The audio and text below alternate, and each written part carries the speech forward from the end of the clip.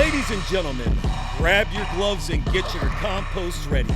Stepping into the ring is the perennial powerhouse, the sultan of soil, the beast of the beds, where permaculture reigns, food grows wild, community roots run deep, and yes, the garden puns hit hard. Freedom starts in the soil. This is the Guerrilla Gardening Show. Welcome back to the Guerrilla Gardening Show. I'm Mike with Mike's in the Garden, back with Sam from Central Florida Abundance. What's happening, Sam? What's going on, Mike? Well, what's going on, y'all? It's good to be here. It's been good weather around here. I've been having some good times in the garden. What about you? Some really good times. I'm redoing a whole section where those passion flower vines and those trellis tunnels that were connecting those garden beds, that's all ripped out. So I've got a new plan and I'm excited for it because even though annual garden beds can be important, um, I have more fruit trees than I have space available. So those annual plants are going to have to find somewhere else. Well, we're kind of redoing things, but it's probably going to be one large annual garden bed and more Yeah, fruit trees incorporated consolidating around it. space, Yeah. reprioritizing what you're planting. That's good.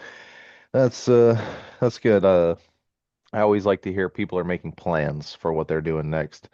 But with what you're doing, you're probably going to need a lot of mulch. Hmm. And so that kind of ties into what I want to talk about today. And that's common, I'm going to use the word weeds. And weeds to me means unintended plants. These are things that come in with a load of wood chips. You didn't really want them there, and then they could potentially cause some problems once they're there. So the first one is actually right around the road from my house. Okay. You see that? Yes.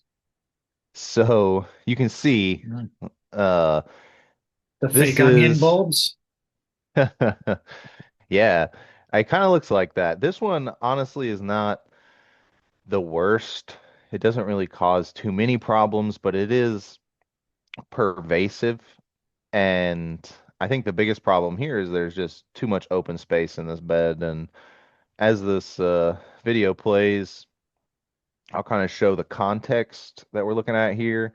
This is a bed around a tennis court in a residential area. There's a palm tree here.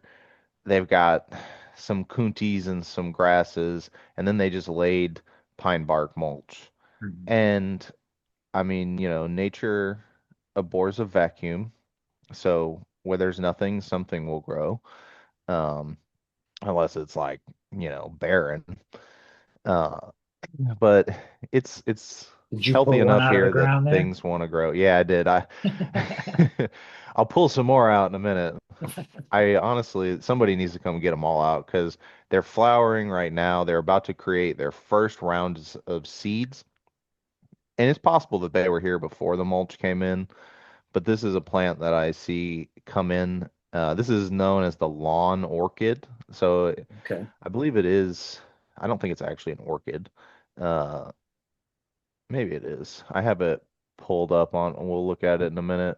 Um, but a lot of these are epiphytic plants. They grow on trees, they grow on bark. They cast really tiny seeds that get, wedged into the trees.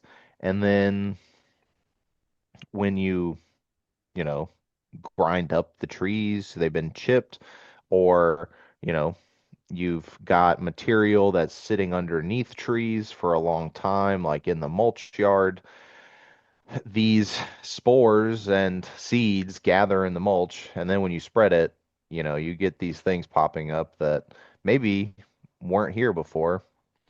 Uh, but you can see like they definitely weren't planted here intentionally. For sure. So this is the So lawn what orchid. happens if these are left unattended? Well, I mean, with how well they're doing right now, I would assume that they would just multiply and multiply and multiply and, fill in the empty space of this bed. I don't think they would kill like the coonties and the grasses that are there because they're already so large. Yeah. But what would really be the result is that the city or whoever is maintaining this isn't going to want them there because it's not in their intended plan. And so they're going to spend money and resources removing them. And, they're already flowering. I don't think they've noticed it yet. I'm not sure who maintains this bed to notify, whether it's like privately owned or owned by the city. And so they're probably going to go to seed. And they may have came in with a different load of mulch. Uh, but really, if you could take them down when they first come in before they set seed, then you can kind of just eliminate them. There's another one that I see. I just pulled some out the other day. So let me share this. Now, obviously, they're not going for food production here. This is more aesthetic around the tennis courts. Yeah, exactly. So, uh, should they have done the landscape fabric, or what would you do in this scenario to prevent this? More plants. More plants. Okay. Yeah, yeah, yeah. You gotta have, it's gotta be densely planted. Um, and and I mean that doesn't really necessarily get rid of the weeds, but it does hinder their performance.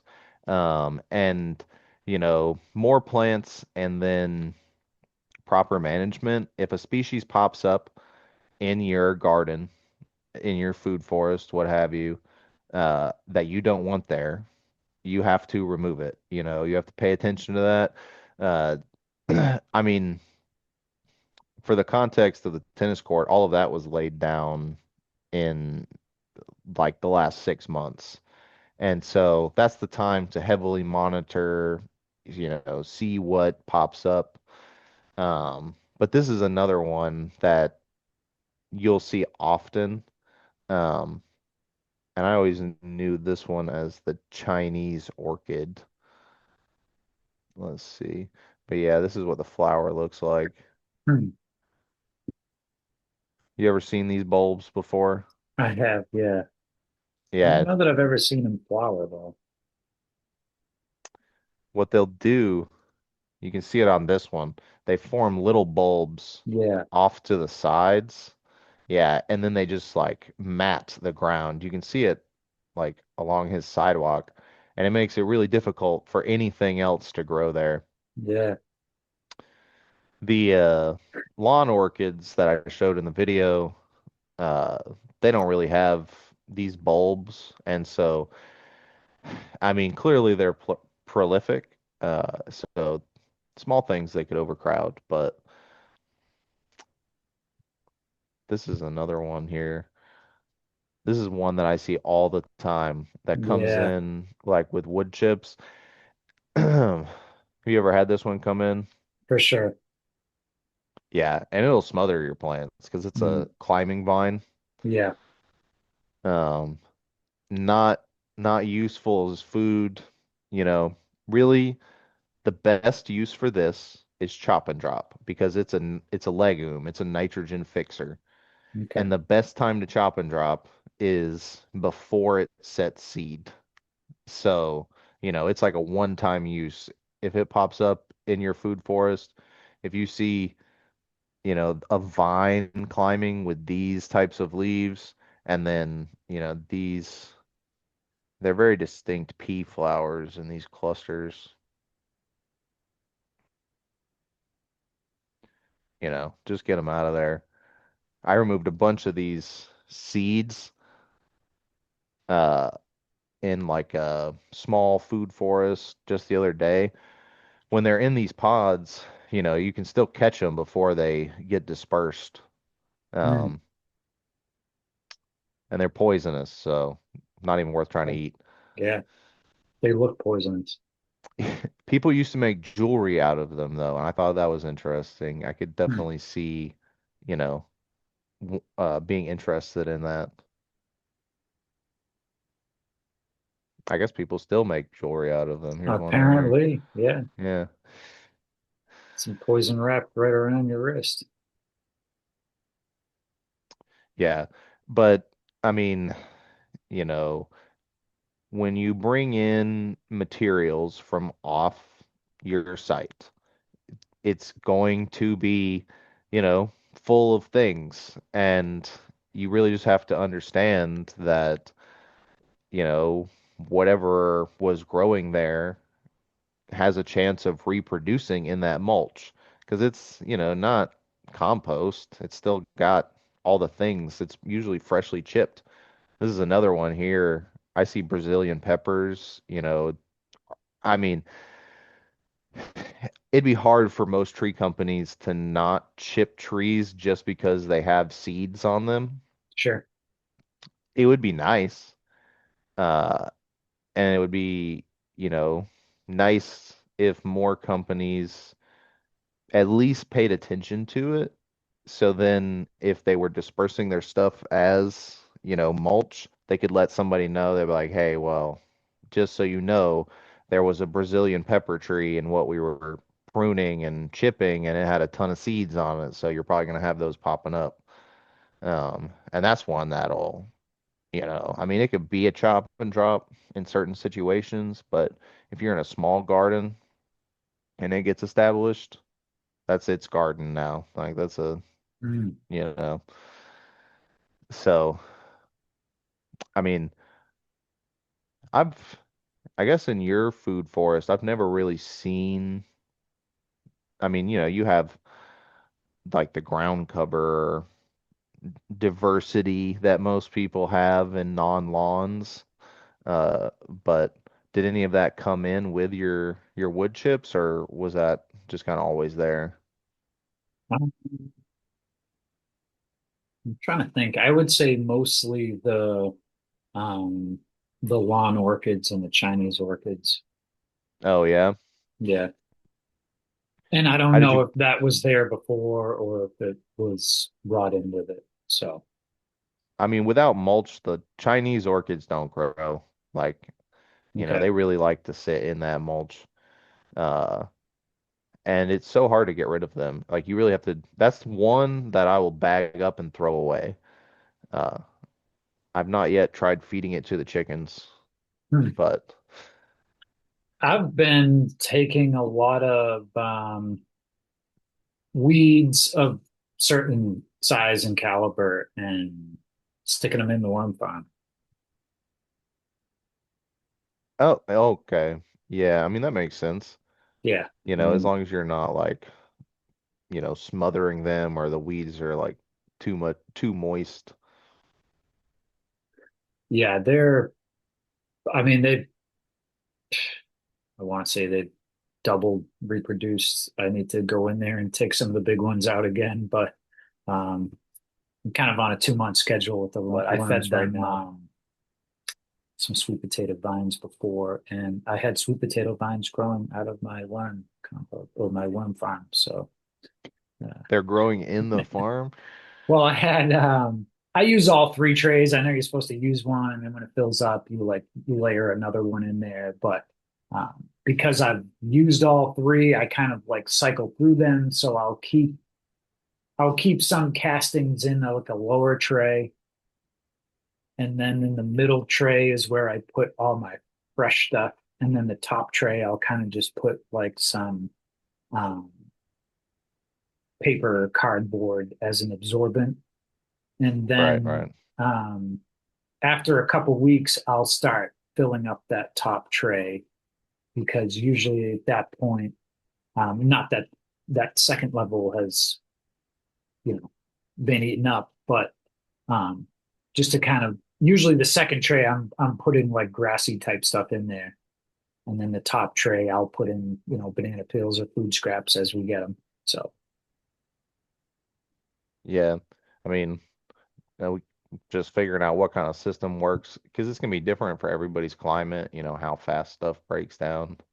Yeah. Uh, And but it's, yeah, it's not something I spend a ton of time on. And usually, like, now we're in a one farm discussion, but usually I'm taking my castings out, I dump them into a piece of cardboard and let them sit there for a few minutes so some of the worms start to come out. And then I don't ever typically dry my castings out. I usually will go and put them right in and then water them right into the soil. Um, hmm. it's kind of like wet clumps, and I'll spread them around my fruit trees. And you're saying you're getting stuff growing out of what you're applying around, or like in the worm bin, you have sweet potatoes growing. Yeah, in the worm bin, those sweet potatoes, they don't like to die. So, Well, and so I mean that really ties back in to, when you're applying anything, like there's a potential for other material to be in there, whether it's propagatable plant material or seeds, spores, things could grow. And I mean, it's not always bad. Sometimes you get some great volunteers, in your mulch. sure. Sweet potatoes are definitely aren't a bad one. You, I wouldn't, you might, maybe it's a propagation station for the sweet potatoes. I don't think you'll get much harvest in the bin, but you can transplant that potato out in some worm castings and you'll probably get, the best sweet potatoes you've ever had. Yeah. Uh, Yeah, we'll have to and do a video so, soon on yeah, worms and worm castings. yeah, I didn't realize you had a bin going. Well, it was the ones that Save Our Soil had, so like the 3 tray, small little Right, worm right. farm. Yeah. Well, if there's one thing I've learned about worms, it's as long as they're not leaving your bin, they're happy. Hmm. If they're unhappy, they're gonna leave. And that's like the horror story with worms is people have the bin in the house, something will happen, and then they leave and they're just like, you got 100, 500 worms crawling around the Yeah. house. Yeah. Uh, but I mean, that's why you have the right kind of material, the right kind of storage, keep them happy and they'll stay. Do you get a lot of harvest out of It does take a while. I mean, it could be 3 months before I have, you know, if a tray is 2 to 3 inches, it might take 3 months to get an inch worth of vermicompost. So, um, but I'm very strategic with, your bottom bin essentially is collecting the leachate. And, that first bin is typically where most of my castings end up. So I'll take that bin, I'll pour them into I'll go to Walmart and get a piece of cardboard that you might get a case of canned goods in, right? So it's like, that? Hmm. 2, 3 inches high, and that way the worms can't get out that quick. And then I'll go and I'll take the rest of the worm farm out into the garden and hose it off in the garden. Oh, okay. Um, Why do you bec- clean it off? well, I mean, it gets pretty nasty, and especially the leachate, I'll pour into a container and dilute it, and then use that as fertilizer here and there. But I mean, some of these worm bins, the trays get kind of nasty because it might be 3, 6 months before they're actually clean. So I usually just rinse them off so that any of the beneficial material that's in there goes right into the garden, and we just start the process all over again. Yeah, that makes sense. Yeah, I've always I've heard I've never done a lot of worm farms myself, but I've always hung out with a lot of worm people because I use a lot of worm castings and like ideally you don't have any leachate. Like the leachate is really not an ideal uh, you know, plant food, fertilizer. Maybe it's more of a fertilizer, but with the lychee is more of a anaerobic Hmm. substance. And I mean, I think the best microbial substances are like, I mean, diversity is key, but when you're applying things directly to plants, you want mostly purely aerobic substances. So it'd really be interesting. I wonder if Pablo would join us for an episode. Maybe we could get a rundown on his worm expertise because I also want to get a worm farm started. Uh, and he's built several of them. I thought it was interesting. I know the guys that Save Our Soil, you know, may that Rest in company peace. rest in peace. Exactly, yeah. Uh, but their worm bins, their like 3-story bins were interesting. That's what you use, right? That's what you Hmm. said. Yep. But that's not what they used. They No. used long style table trays, Hmm. and mostly it was dry material. And that's what Pablo basically did to an extent. I don't really know what his experiences were because they were small scale, residential. Um, and I mean, he produced a lot of really good material and it was like well composted. I used a lot of it myself. I think his biggest problem was he was introducing, bugs and he was basically, I don't know where your worm farm is, but his was like in his back, like right out his back door in a closed in area. And so, Hmm. direct, going right into the kitchen, basically. You could smell it every time you opened it. Uh, but where do you keep yours? Inside or in your lanai?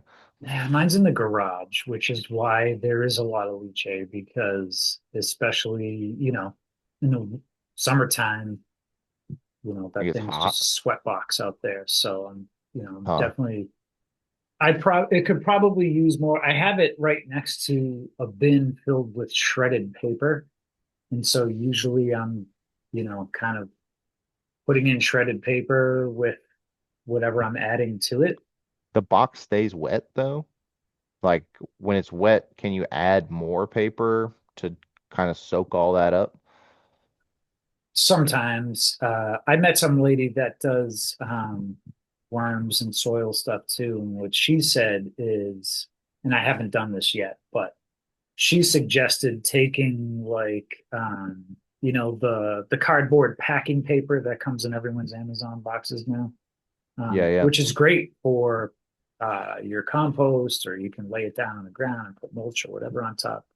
Yeah. Um, but she said to crumple it up in a ball and stick it in the corner of the tray, and then and some people say that you don't need to layer the bottom. Some people say layer the bottom and then put your scraps on top of it. I usually put a layer of, um, shredded paper, and then I'll put my food scraps on top of that. Um, I think, yeah. So you need the carbon base, shredded paper, something light and fluffy. And then you put the food, food scraps, not anything too aromatic, not anything too, liquidy, wet. And then you have to have something light covering up the food scraps because the worms, I mean, the type of composting worms you use for worm bins, they're not soil worms, like earthworms. They're not surface worms. They live like in the humus layer of the soil. So that's what you're imitating. So, you know, they want to stay in darkness. So if they're not eating the food scraps enough at the top, covering it up, is a good way to encourage them. And what a lot of people will do to harvest is you only cover up one side at a time.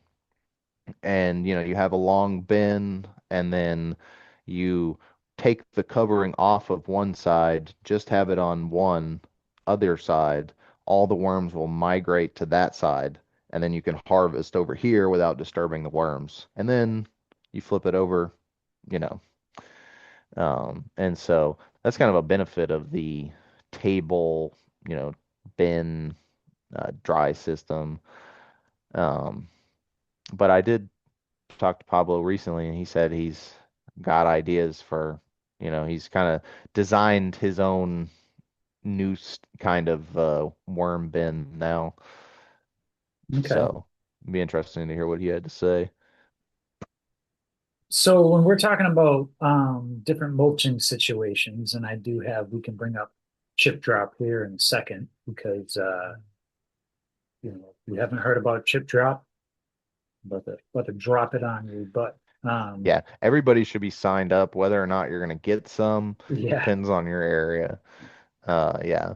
but I had it was definitely thrown in there after they mulched it up. But my last chip drop had about half a dozen water bottles in the plastic bag that they came in there. So Yeah. clearly, homeboys were like, "Let's toss it in there." Even But if you buy mulch, like from a mulch yard, they have in there that there's gonna be like 0.1%, 0.01% trash. sure, yeah. Always. It's crazy. Bring a trash bag. So I've had three chip drops, and I can't say I noticed a ton of really any of the things we were talking about um, shortly thereafter. So I couldn't attribute what I have seen to the the chip drop that I received, but um, I I would imagine like that pine bark mulch. I don't know if that's.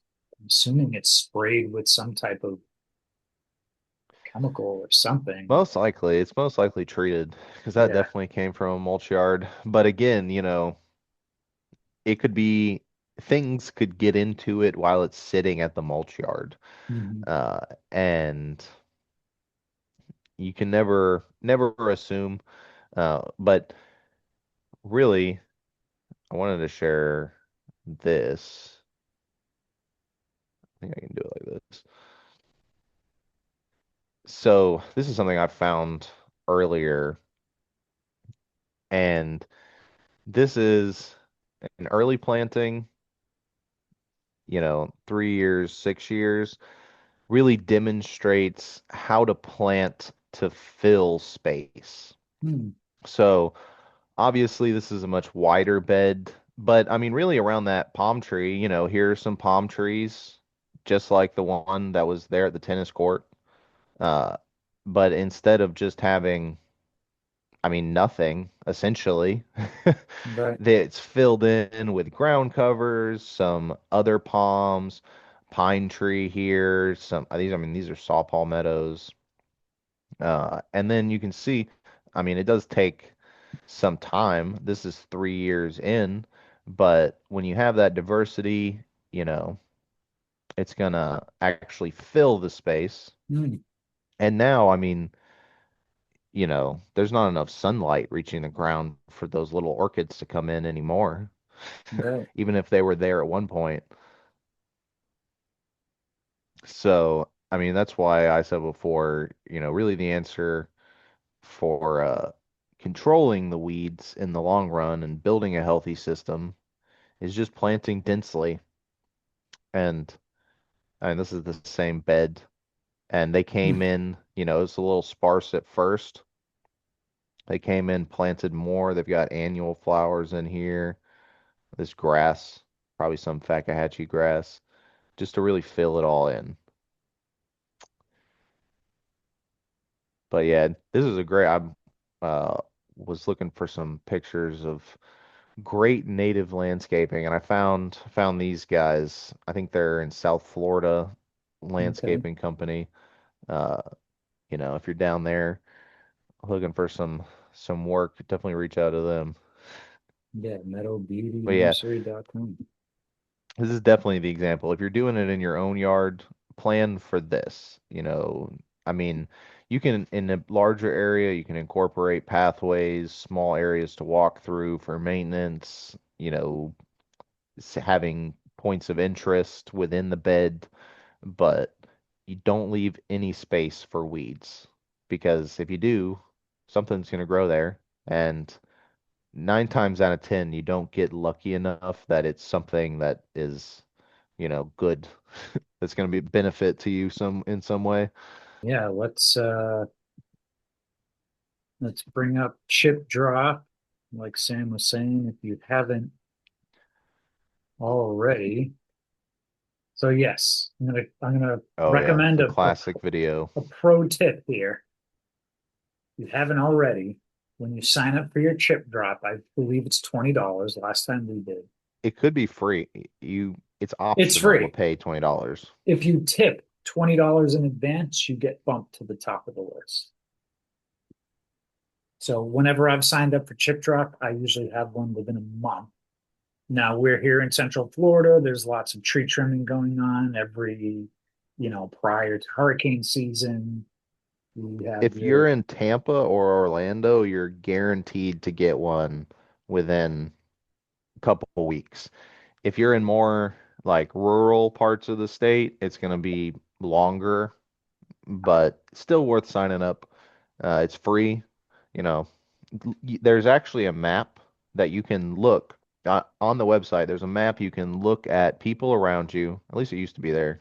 You can see, and it'll show you how long uh people around you have been waiting, maybe for gardeners. I don't know.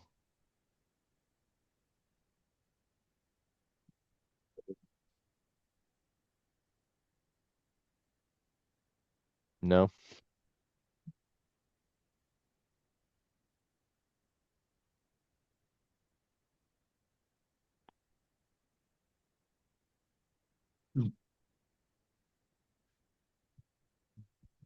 no, I'm not even arborists. logged in anymore.